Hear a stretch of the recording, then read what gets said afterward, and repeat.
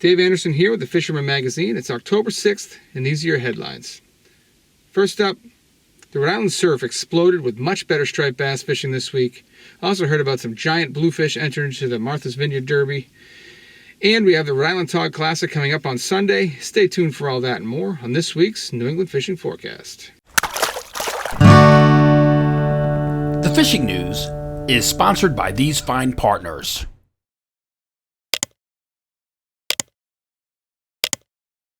Hey guys, it's Gene from Black Hole Outfitters. Just want to let everybody know we're having our end of season clearance event. Every Old Town boat we've got hundreds of them are on sale. Get the best prices of the season on new, pre-paddled, and demo boats. Check out blackholeoutfitters.com. Give us a call at the shop. You're going to get the best price on an Old Town that you'll ever get all year long. Check us out.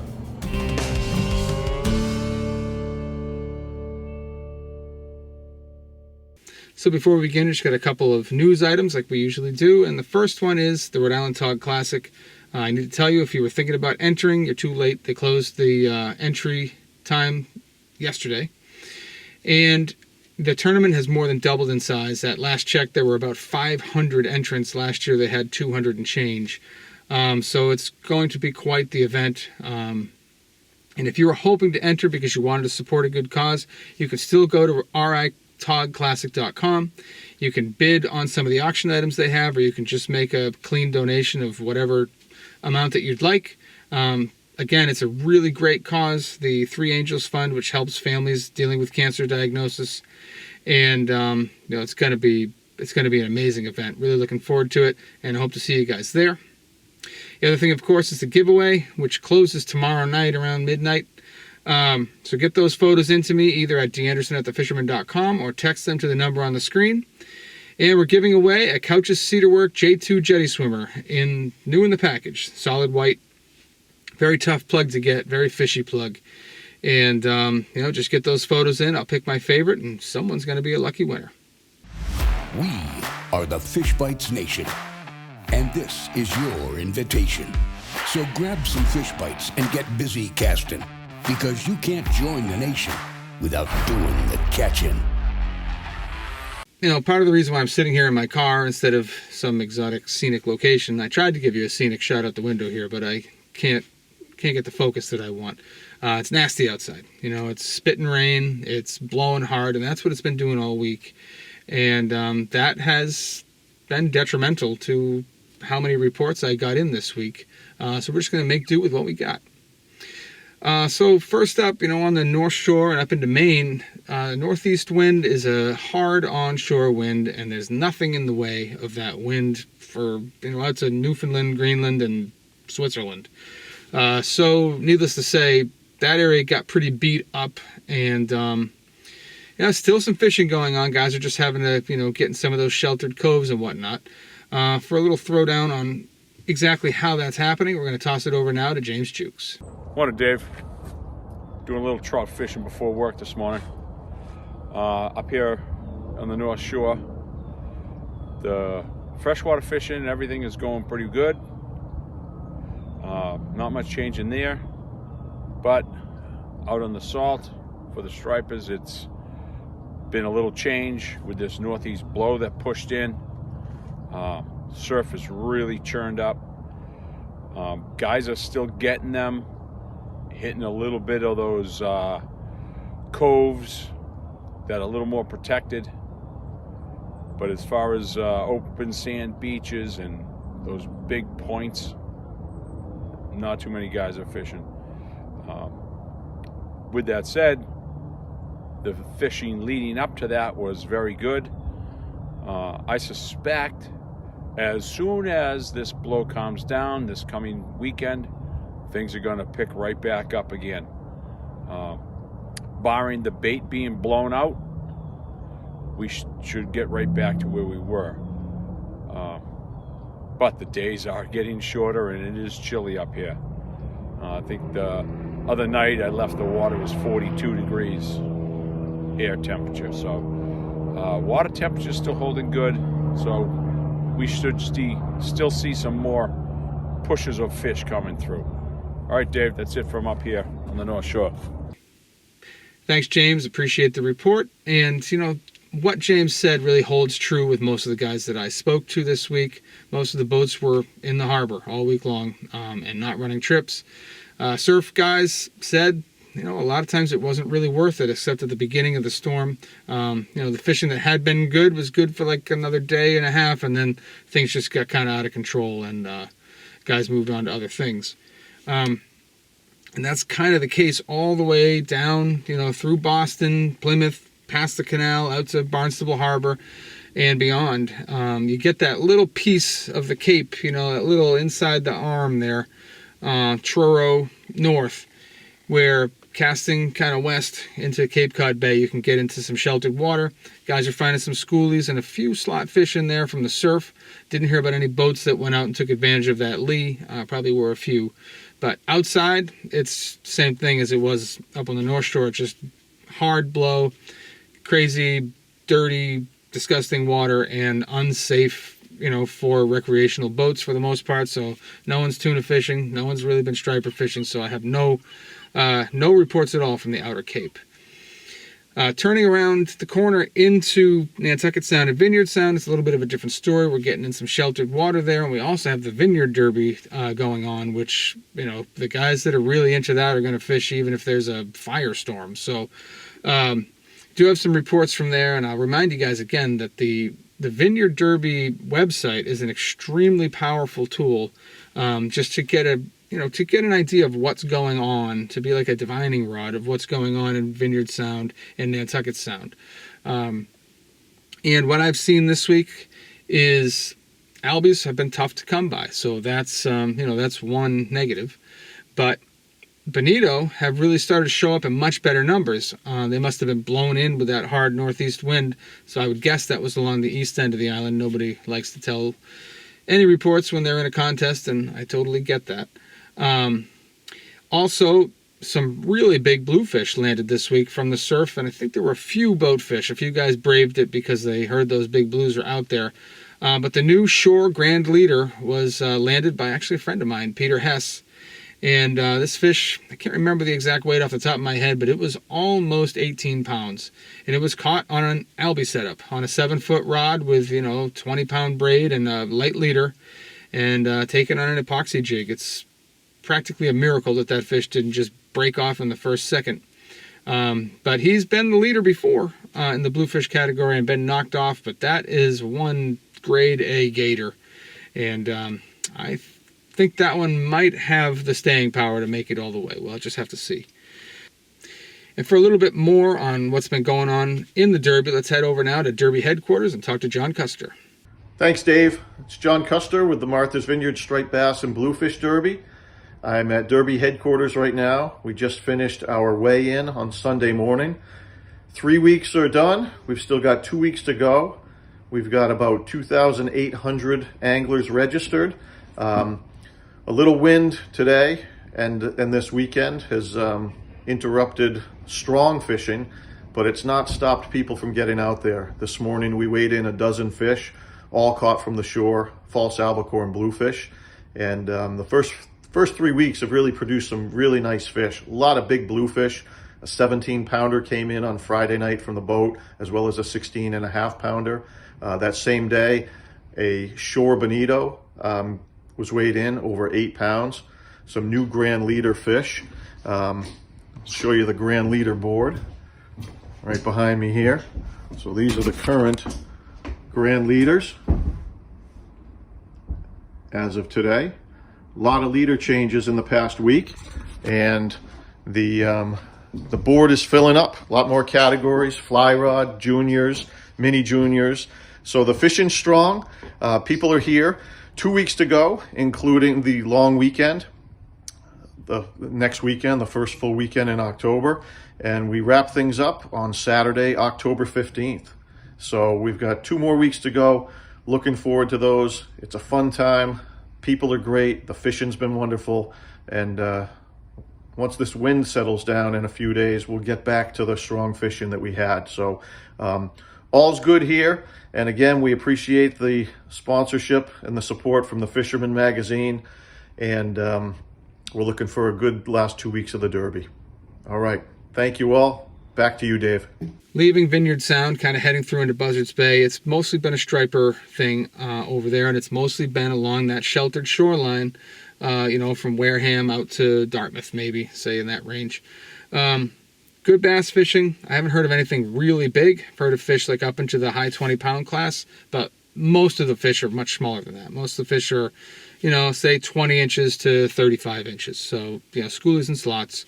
A lot of fish in the estuaries. A lot of fish in the, in the wee Antic. A lot of fish up inside Mattapoisett Harbor. A lot of fish inside of Paden and New Bedford harbors. So you've got a lot of backwater options in there, and there are fish to be caught in those areas.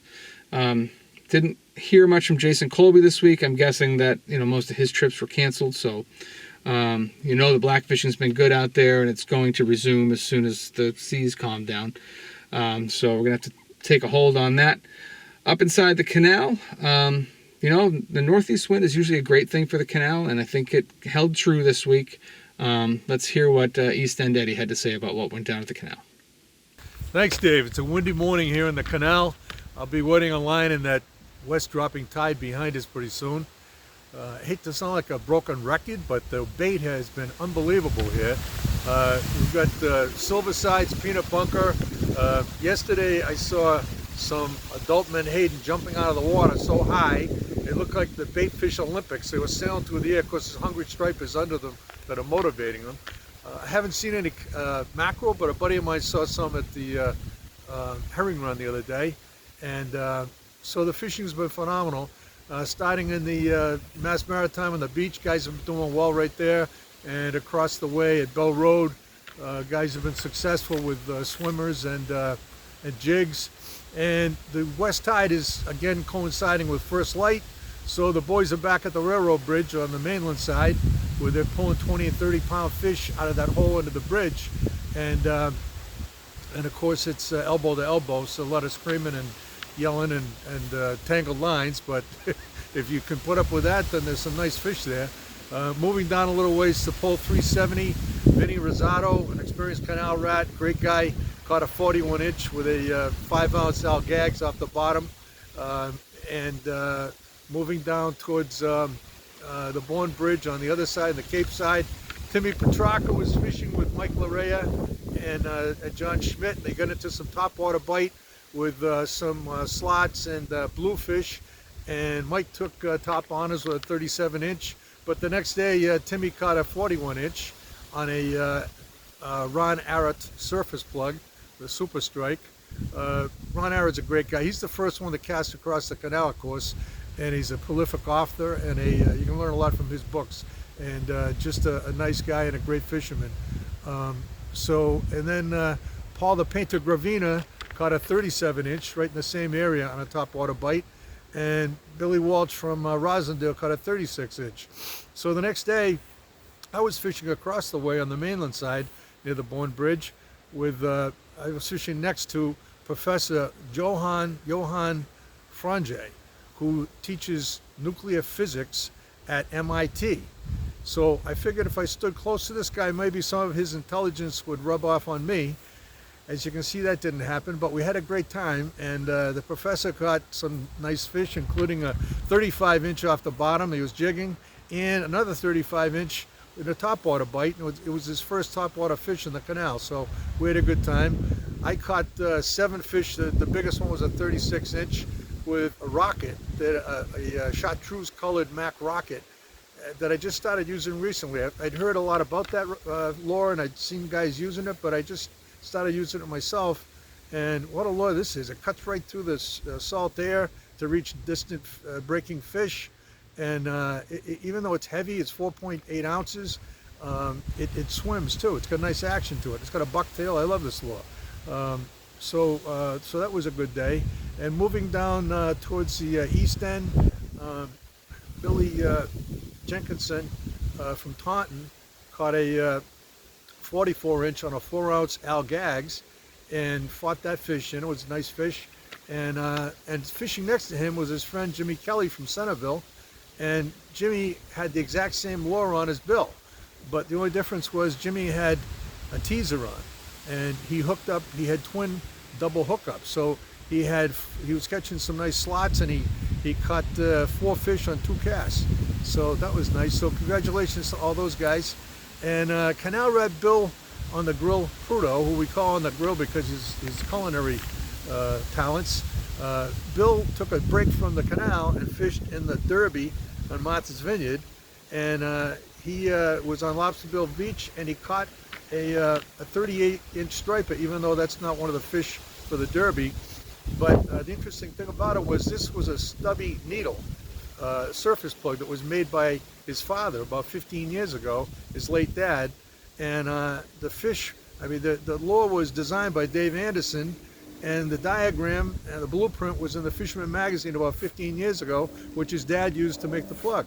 So it's kind of a nice story that, you know, his dad has since passed away, but that lure is still catching fish. So, and actually that was used to catch the first 35-pounder that Bill ever caught. So congratulations to Bill and to Dave for designing a plug that's still catching fish all these years later.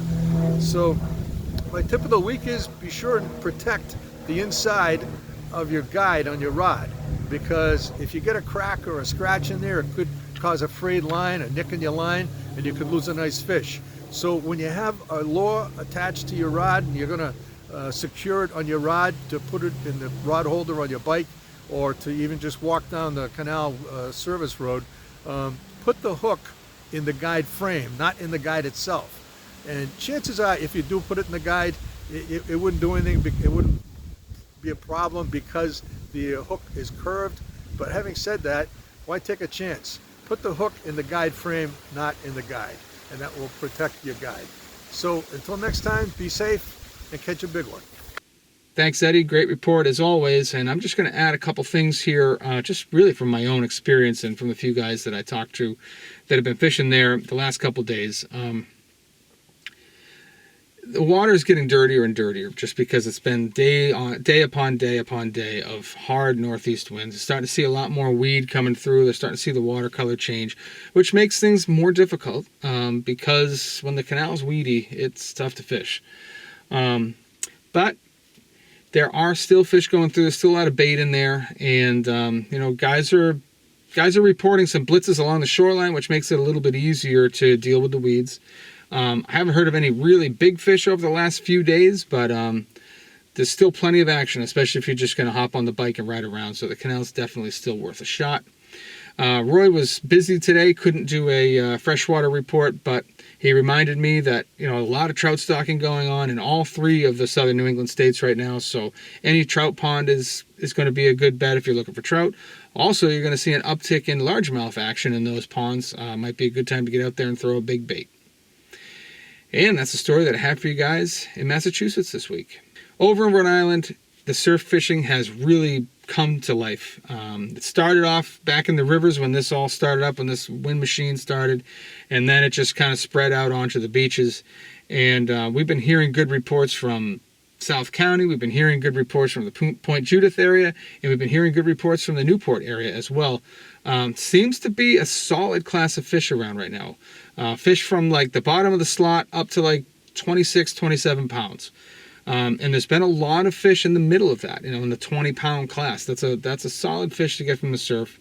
There's been some daytime blitz action going on down like at the Gunmount area in South County. And then the nighttime fishing has been much better, more toward Point Judith and Newport. And of course, the breachways are producing fish at night as well. But even in this big, rough, tumultuous surf, it's been very good. Guys are doing well, especially on like bucktails and soft plastics on a lead head. That's what I've been throwing, and the action has been phenomenal. Have not heard a lot on the albie front, mostly because this dirty water is just pushing them out. I haven't seen them up in the bay. I'm sure that they're up there. I just haven't been able to land on them myself, and haven't talked to anybody that has. The few guys I know that braved the boat early in the blow said they were not having trouble finding albies. They were just out further, so that would be the first place I'd look when things calm down this weekend. Tog fishing has been good and getting better, but of course, you know, we've had these many days in a row now of horrible weather, and not many guys have been getting out to tog fish. I've seen some videos online. Coral posted one catching some fish from a dock up in the bay, and there were some solid fish there. Nothing giant, but definitely keeper-sized fish being taken. And with the Tog Classic coming up this weekend, I think it's kind of a good thing because all those hot spots where everybody would have been concentrating all week have been unbothered. Excuse me. And I think we're going to see some really nice fish caught in that tournament because those fish have not been pressured at all this week. Excuse me. I didn't hear anything from Block Island this week. I know that there were some bigger bass out there before the blow started. There were some really nice fish, some 40-pound class fish being taken on soft plastics and being taken on live eels. So that's something that may resume, may not. Obviously, there's no offshore news to report. But for a little bit more on what's been going on, sort of in that central Rhode Island shoreline area, let's throw it over now to Captain John Lee from JL Charters.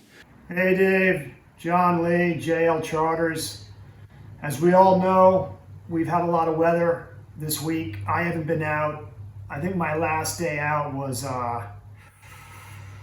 today's Wednesday, I think it was Friday. So I got really nothing to report. The weather is letting up. It's gonna kind of flatten out tonight. I have a trip Thursday, Friday, Saturday, Sunday. So I'll get up with you next week, and hopefully I got some good news. Sounds like there's a lot of fish. It's just not off boats. Alrighty, take care. And as we mentioned, the breachways and the salt ponds have been giving out some good fish this week, even right through the blow. That's a good place for surf guys to concentrate. And up in the ponds, a great spot for fly fishermen and kayak fishermen to scratch the itch while the seas are messed up. But the weather's going to dramatically improve this week. By the weekend, we'll be, this will just be a distant memory. We got a 70-degree day on Friday, and then the weekend looks sunny and temperate and not too windy, at least as of last check. So hopefully, again, we'll see you guys at the Rhode Island Tog Classic, and that's a story that I have for you guys in Rhode Island this week. I'm Captain Greg DeBrule of the party boat Blackhawk out of Niantic, Connecticut. You've seen us at the sport shows, you've seen us on TV, magazines, newspapers. Now you can come fish with us, okay? We're fast, we're clean, and we're comfortable. And besides that, we catch them, ask around. Come visit us at blackhawksportfishing.com. We'll save a seat for you.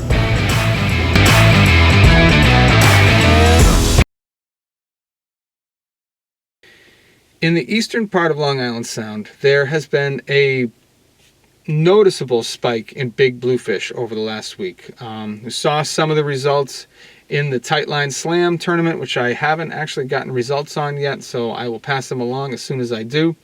But I've seen pictures from guys I know that were in it that got some really nice bluefish.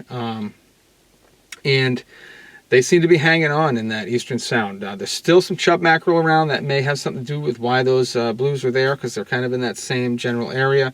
So some big bluefish to be had in the eastern sound. Striper fishing has been holding on great, and in fact it's been increasing in, it's just been getting better. That's a better way to say it. I've been talking to a few friends that are fishing the eastern Connecticut shoreline, basically from like Niantic out to the Rhode Island line, and they've been finding some really nice fish, same class of fish that we're seeing in Rhode Island. Some smaller fish, but fish from like the upper slot to 42 inches, some really nice fish, and seeing them in numbers. And it doesn't seem like the dirty water or the hard wind is bothering them at all. So the bass fishing has been very good. Another thing you want to keep in mind is that Tog season opens in Connecticut on Monday, on October 10th, which is technically a holiday. So hopefully you got it off and you can get out there and be one of the first ones to beat the reefs out there. So that's something to get excited about. Not a lot of boat reports from Long Island Sound either, at least the eastern half. But for a little bit on what's been going on that front, let's toss it over now to Mike Roy from Realcast Charters. Hey, what's up, guys? For this week's Fisher Report, we are in October, and as I like to call it, the peak of the fall run. You have a lot of options right now. There's a lot of topwater fall blitzes. You're going to see the turns working over the fish. You have stripers and bluefish feeding on peanut butter, as well as false albacore all throughout Long Island Sound. Those water temperatures have finally started to drop. You'll see Long Island Sound water temperatures in the mid to low 60s, and in the river, expect to see it in the low 60s. For big striped bass, as always, they're going to be on big bunker, and then the smaller stripers and bluefish are feeding heavily on the peanut-sized bunker. For the bottom fishing, a lot of people are excited. October 10th is the opening of the tautog or blackfish season, and I would expect a lot of black sea bass to be caught as well. So for October, you could go out and catch the October slam, striped bass, bluefish, false albacore, black sea bass, and blackfish all on the same day. Good luck.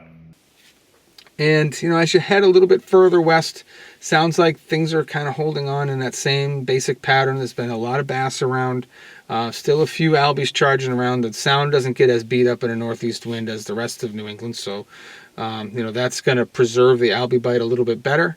For a rundown on what's going on in that region, let's toss it over now to Matt Stone from Black Hall Outfitters. What's up, everyone? Matt here at Black Hall Outfitters in Westbrook with your weekly fishing report.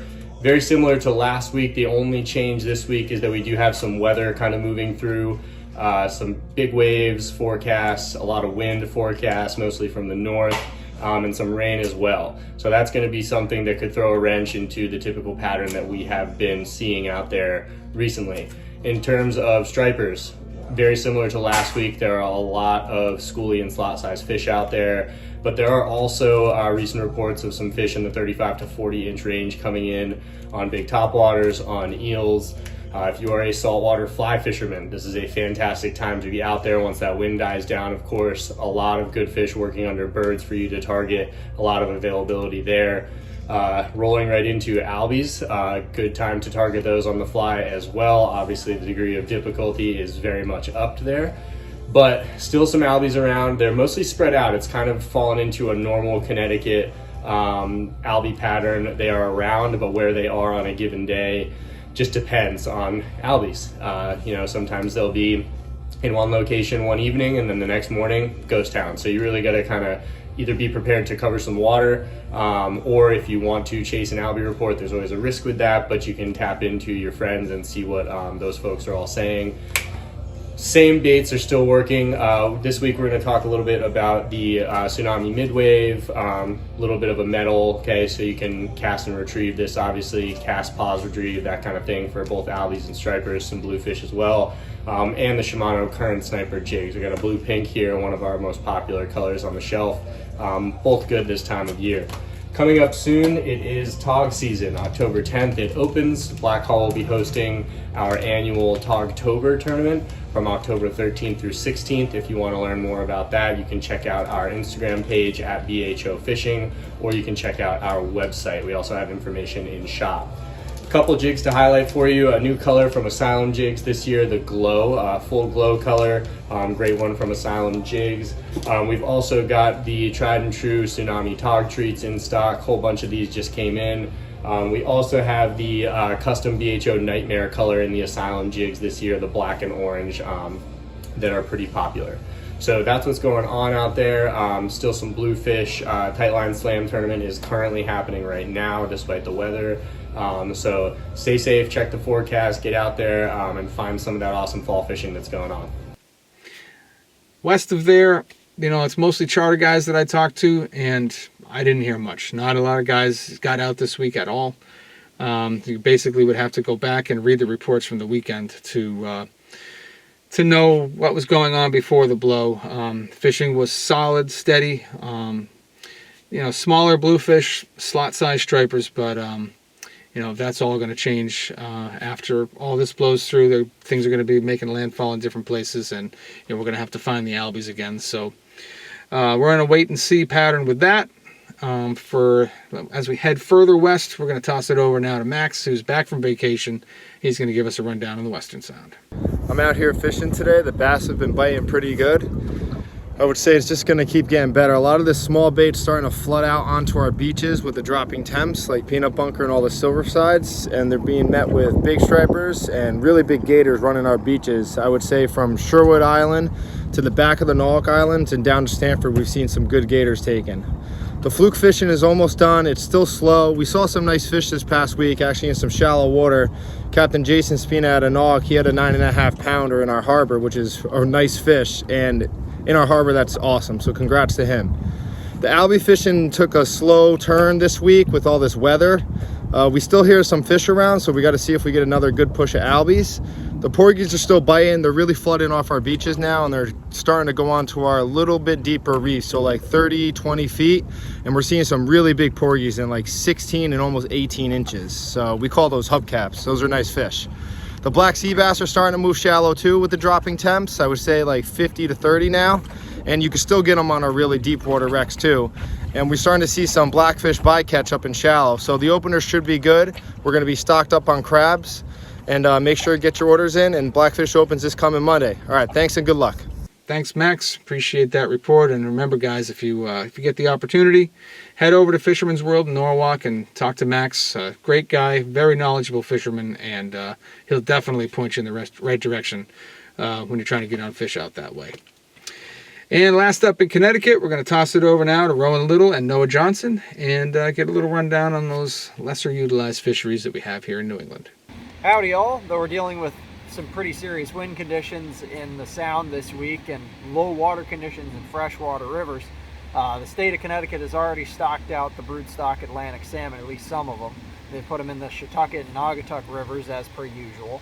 Now with these low water and warm water conditions early in the season, there's a little bit of an opportunity to potentially catch these fish on dry flies. Now I'm talking about your traditional Atlantic salmon bombers. Now that opportunity won't last for very long and the water is low, so expect those fish to be pretty finicky, but get on them on that early season. Now there's another salmon fishery that exists in Connecticut as well that Captain Noah Johnson is going to talk about.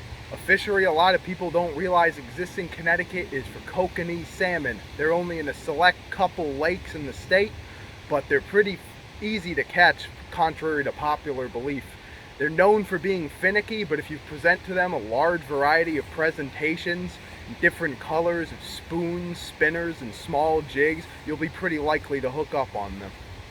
Yep, now they can also be kind of hard to keep on with both really soft tissue and hard teeth in their mouth. That's something he and I have both experienced quite a bit. But they're a really unique little fish, so it could be fun to catch some of those things. Good luck out there, everyone. I don't know if we have a Marina Pez Vela report this week. I know that there was some question about whether or not it was going to be done, but if we do, here it is. Hey there and welcome to the Marina Pez Vela, Costa Rica for this week's fishing report. The mahi-mahi bite continues to be really strong down here. We've had some great mahi-mahi fishing right now. Lots of fish in the 20-pound range being caught, with a few larger fish in the 30 to 40-pound range.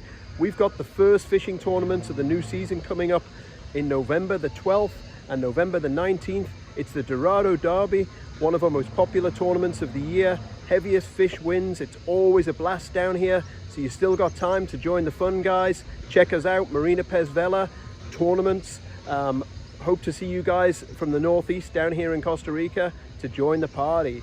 Catch you soon. And that's what I have for you guys in the reports this week. Hopefully you're going to find that useful.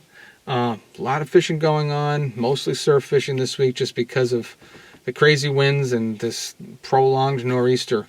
But, you know, we got Tog season opening in Connecticut. We got the big tournament in Rhode Island this weekend, and we've got calming seas across the region. So I'm expecting much more detailed and diverse reports next week. I appreciate you guys for watching, and we'll see you next week.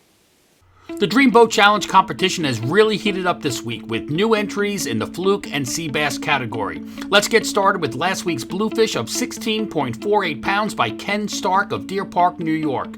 That puts him in second place for bluefish. Robert Fisher of Lindenhurst, New York entered a 10-pound fluke that got him on the board as the 10th place fluke entry. But the entry that had an effect on the total points was from Fausto Puglisi of Manhasset, New York, with his 4.7-pound sea bass, which lands him in third place for sea bass, pushing Dean down a point and tying him with Sam Dibner for 15 points in the second place position. The tiebreaker goes to Sam Dibner, whose 12.98-pound fluke outweighed Dean's 8.7-pound weakfish. Here are the total points of the current standings. The Dreamboat Fishing Challenge is the Fisherman subscriber-only multi-species fishing competition with a chance to win a new Steigercraft 23 Miami powered by Yamaha, along with many other great prizes. Visit thefisherman.com to subscribe and get all the details so you can be part of the action. Hey everybody, it's Dave Anderson. I'm just going to give you a quick rundown on what's going on in the Coastal Kayak Class this week. We had one fish hit the board, but it was an important one. A 24.5-inch blackfish, entered by none other than tournament leader Justin Oser.